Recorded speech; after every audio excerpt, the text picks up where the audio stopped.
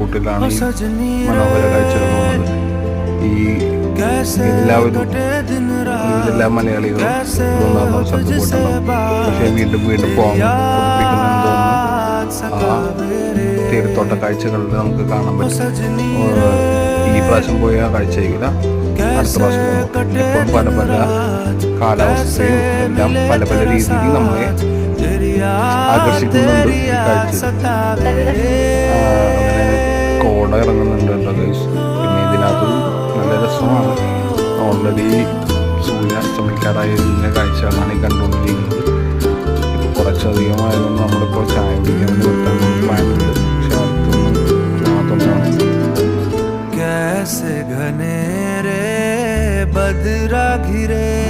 അങ്ങനെ നമ്മൾ